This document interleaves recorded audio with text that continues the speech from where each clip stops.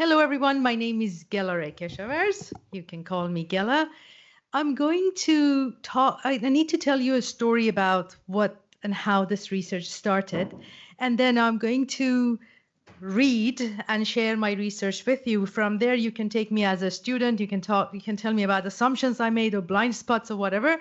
But for the first part, to tell you a story, the rest I'm going to turn into student and read. I'm a consultant, and I want to take you back to Rasheda's and Catherine's presentation and the observations and all that. So this is the context. When I went to Rwanda for the first time as a consultant, I realized everything I assumed as a consultant, despite all the literature reviews and environmental scans, were really not right, because we were talking to two people, head of university, spoke great English, work in a different context, and then they took us to College of Education in the mountains. None of the things we had was good for them. English was the fourth language, like Kinyarwanda, French, Kiswahili were spoken. English was spoken too, but these are the things I just realized the assumptions we're making sometimes are wrong. And this is the first conference I have been that Gen AI has not been mentioned for the half of the day. I'm going to break it and talk. This doesn't happen.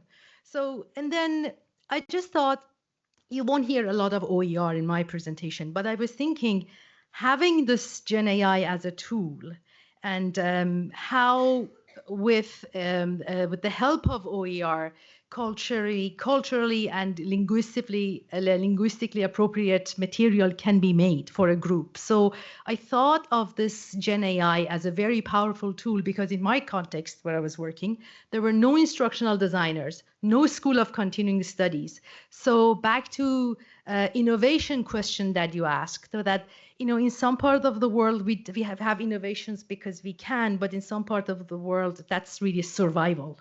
You need to be innovative to survive. So I just thought, and that is where I'm going to start my research with. I'm a doctoral candidate at Athabasca University. I'm presenting my research on developing Hautagogical leadership through Gen AI, and I'll explain all these words. So I would like to know, in this study, I focus on multilingual faculty across higher education, faculty who don't speak English as a dominant language, in Canada and East Africa. So how do these faculty members make sense and work with generative AI in their everyday professional practice? And specifically, how does Gen AI mediate their professional learning and capability development and enacted leadership? So during the study is shaped by two distinctive periods. During COVID-19, the focus was on emergency teaching. Institution support often focused on compliance training, mastering LMS, Zoom, and all that. And they encouraged single loop learning, fixing the immediate problem without thinking of the underlying pedagogy. Now in Gen AI era, where the challenge is slightly different. We're seeing high-stake use involving authorship and authenticity and equity, because practice leads policy, meaning faculty are using tools before they can catch up, and compliance isn't enough. Sabihi et al., a prominent researcher in Rwandan context, points to gap in regulation, meaning faculty make just-in-time judgment about risk and ethics on their own. This was a big question for me, because nobody talks about ethics, nobody talks about privacy, nobody is good at these things, and they're all using it in the shadow, and really nobody talks about anything. The study addresses three specific gaps. First, faculty professional learning and capability development with Gen AI remains under-examined. Systematic review indicates about 72% of current research focus on students' risk and academic integrity, and only 17% on instructors. We really don't know what people do. We know, second, policy and compliance seem to be dominating institutional response, while multilingual faculty perspective remains limited. This matters because language shapes how academic work is evaluated. It also matters because GenAI as a mediating technology can reshape participation identity in English dominant setting. We were talking about Catherine, in French language, how can you really publish, how can you present yourself if your English is not your dominant language? Third, Hautagogy is often discussed in relation to students, but it has not been sufficiently extended to leadership. So the word Hautagogical leadership is something that I have coined and may not exist, but I just want to know how people from the margin, not very hierarchical leadership, from the margin lead with whatever they need to do. The next one. So the three research questions guide this study. First one is, I'm looking at the what and how. Okay, the first one is, how do multilingual faculty use GenAI to support professional learning and capability development in their work? So I'm looking at what and how. I want to understand how faculty use these tools to navigate English dominant academic context and whether this use supports genuine capability, meaning the ability to act effectively in unfamiliar situations, or whether it remains in the level of surface coping. Second is, how do multilingual faculty describe GenAI mediates their professional practice, identity, and lived experiences? The question draws on post-phenomenological lens. I'm asking whether the tool amplifies scholarly voice or reduces it, whether it reshapes professional judgment about what counts as acceptable academic writing. The third one is, how do multilingual faculty describe the role of reflective practice, including double loop learning in shaping professional agency and enacted leadership? So I'm looking at the movement from single loop fixed, such as correcting grammar, and I'm going back during the COVID time that people knew they had to teach online, but didn't know they had to create a community online, not put a textbook online. And that's kind of similar thing is happening with GenAI.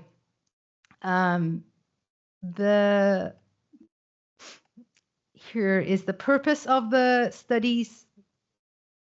The purpose is the studies to interpret how multilingual, the next slide is there. How multilingual faculty experience GenAI as a mediating technology in professional practice. I will also explain how capability development and double loop learning support Hautagogical leadership. A little bit of a vocabulary here, the 5 key terms.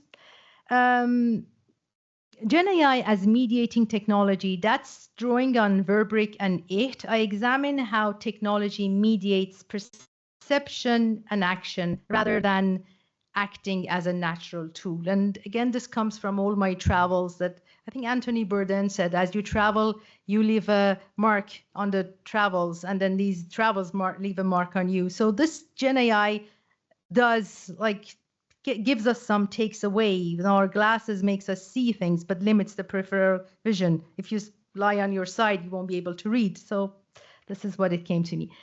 Capability, I use this to mean acting with acting with informed judgment in complex conditions and not simply following rules and procedures. So competency-based education prepares us to act in a situation that we know. Competency, capability moves you to to be able to act in an unfamiliar situation. Double loop learning using Argyris and Schoen framework, I distinguish between single loop fixed and double loop learning, which involves revisiting underlying assumptions, which in using GenAI is one of the foundations. Hautagogy, based on Hassan Kenyon's work, it's defined as self-determined learning, where professional shapes what and how they need to learn. And that's what I noticed in Rwanda when educators were getting together, and one person who knew something about instructional design, and the other person who knew a little bit more about technology, they got together and they worked on their documents. I'm also bringing translanguaging on that from Garcia and Weiss, that recognizes that multilingual faculty have one full linguistic repertoire that draw on that. So as a bilingual person, you actually don't have to, sometimes in language, you don't have two in you that together shape your thoughts, your language. So to visualize these theories, oh, we have 2 minutes. Okay, I think I'm just going to 5 minutes. Okay, just go through this. And so to visual how these theories work together, this is why I didn't bring OER into it, because it would have made it super complex, but at the heart of this is OER. At the base is Hautagogical. This is the foundation following Hassan Kenyan. I view the faculty as a self-determined agents. Without this agency, there is no leadership. Only tool adoption won't work. Layered on top is mediation. This represents the Gen AI environment, drawing on post-phenomenology. This is a layer where practice is shaped through the technology, where some capabilities are modified. Moving through is the double loop learning. This is active mechanism. Faculty rely on reflection to move through mediation, questioning both the tool's assumption and their own professional practice. At the top are the outcomes. What emerges is the foundation, is the Hautagogical leadership, visible in 3 ways: capability, acting with judgment in uncertain situations; translanguaging, maintaining voice and identity across languages; and enacted leadership, shaping the practice of others. I'm going to have 3 to 5 participants. I'm going to have 2 interviews, 60 to 90 minutes. And I'm going to use IPA, and I'm just going to move next to the next one. And I will follow standard IPA analytical trajectory defined by Smith, Flower, and Larkin. The process begins with immersion, close reading, and detailed descriptive, linguistic, and conceptual noting, how they say it, what they say it, and what I need to infer. And from that, I develop experiential themes within specific case, capturing how participants make sense of their experience. Then I'll move to group level, mapping these themes to identify patterns of convergence and divergence. And the final step is the narrative interpretation. While I stay close to participants' meaning, I apply specific post-phenomenological rereading. IPA involves double hermeneutic, that participants interpret what they think and I interpret their interpretation, and that would kind of adds to the feasibility, because I share linguistic background with my participants. I'm also a second language learner. I also use Gen AI, so that would be my. And the last thing, do we have time for the contributions? It seeks to extend Hautagogy toward Hautagogical leadership by exploring how capability and double loop learning may become visible in Gen AI-mediated professional practice.